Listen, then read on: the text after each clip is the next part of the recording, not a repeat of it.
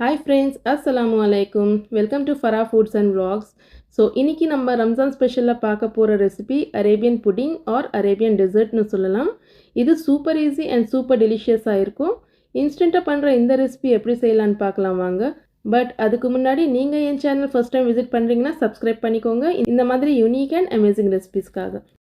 Arabian புட்டிங்காக நான் இங்கே 1 litre பால் எடுத்திருக்கேன். ஃபுல் ஃபேட் மில்க் இது. பால் கொதிக்க வைக்கிறதுக்கு முன்னாடி 1 கப் பால் தனியாக எடுத்து வச்சுக்கோங்க கஸ்டர்ட் பவுடர் மிக்ஸ் பண்ணுறதுக்காக. ஸோ இங்கே நான் 3 டீஸ்பூன் கஸ்டர்ட் பவுடர் எடுத்திருக்கேன். இது வந்து vanilla flavoured custard powder. So இதில் நம்ம பால் போட்டுக்கிட்டு நல்லா மிக்ஸ் பண்ணிவிட்டு உரமாக வச்சுக்கலாம். பால் நல்லா பாயில் ஆயிடுச்சு. இப்போது இதில் நம்ம 4 to 5 tablespoon sugar add பண்ணலாம். சுகர் ஆட் பண்ணிவிட்டு இன்னொரு 10 மினிட்ஸ் நம்ம குக் பண்ணிக்கலாம். லைட்டாக கொஞ்சம் நமக்கு திக்கார வரைக்கும் பால் குக் பண்ணிக்கணும். ஸோ இது பாருங்கள் 10 மினிட்ஸ் ஆயிடுச்சு. இப்போ நம்ம இதில் கஸ்டர்ட் மிக்ஸ் பண்ணிக்கலாம். கஸ்டர்ட் போடும்போது பால் நல்லா மிக்ஸ் பண்ணிக்கிட்டே போடுங்க, இல்லைன்னா அதில் லம்ஸ் ஃபார்ம் ஆகிடும். இது கூட கொஞ்சம் திக்கார வரைக்கும் நம்ம மீடியம் ஃப்ளேமில் குக் பண்ணிக்கணும். அது வரைக்கும் நம்ம க்ரீம் மிக்ஸ் பண்ணிக்கலாம். நான் வந்து அமுல் க்ரீம் தான் எடுத்திருக்கேன். நீங்கள் உங்ககிட்ட வீட்டில் ஃப்ரெஷ் க்ரீம் அவைலபிள் இருந்தால் அதுவும் நீங்கள் யூஸ் பண்ணலாம். ஸோ ஒரு பேக்கெட் ஃபுல்லாக அமுல் க்ரீம் போட்டுட்டு அதில் வந்து 4 to 5 டேபிள் ஸ்பூன் நம்ம கண்டென்ஸ்ட் மில்க் ஆட் பண்ணிக்கணும். இது நல்லா மிக்ஸ் பண்ணிவிட்டு ஒரு ஓரமாக வச்சுக்கலாம். ஸோ இங்கே பாருங்கள் நம்ம கஸ்டர்டும் நல்லா திக்காயிடுச்சு. ஃப்ளேம் ஆஃப் பண்ணிடலாம். இப்போ வந்து நான் பிரெட் ஸ்லைசஸ் எடுத்திருக்கேன். இதோட எட்ஜஸ் நம்ம இந்த மாதிரி கட் பண்ணிவிட்டு டிஸ்கார்ட் பண்ணிடலாம்.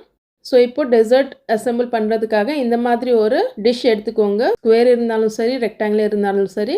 இதில் இப்போ நம்ம பிரெட் ஸ்லைசஸை வைக்கலாம். இது பாருங்கள், இந்த மாதிரி பிரெட் அரேஞ்ச் பண்ணிவிட்டு இதுக்கு மேலே இப்போ நம்ம ப்ரிப்பேர் பண்ணி வச்சுருந்த கஸ்டர்ட் ஆட் பண்ணிடலாம். கஸ்டர்ட் போட்டுட்டு நல்லா ஈவனாக ஸ்ப்ரெட் பண்ணிக்கோங்க. இப்போ அதுக்கு மேலே நம்ம க்ரீம் போட்டுக்கலாம். அது போர் பண்ணிவிட்டு நல்லா ஸ்ப்ரெட் பண்ணிக்கோங்க.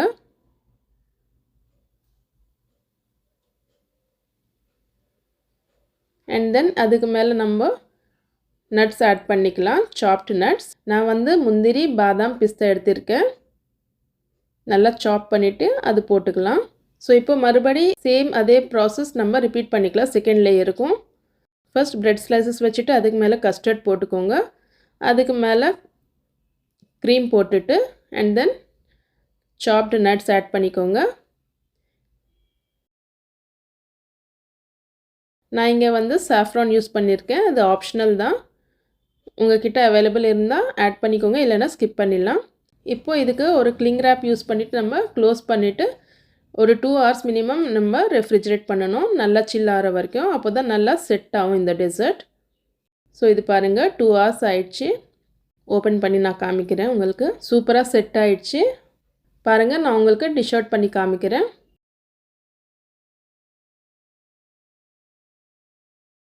ஸோ பாருங்கள், பார்க்குறதுக்கு எவ்வளோ டெம்ப்டிங்காக மவுத் வாட்டரிங்காக இருக்குது. சூப்பர் சாஃப்ட் அண்ட் டெலிஷியஸாக இருக்கிற இந்த ரெசிபி நீங்களும் இந்த ரம்ஜானில் கண்டிப்பாக ட்ரை பண்ணுங்கள்.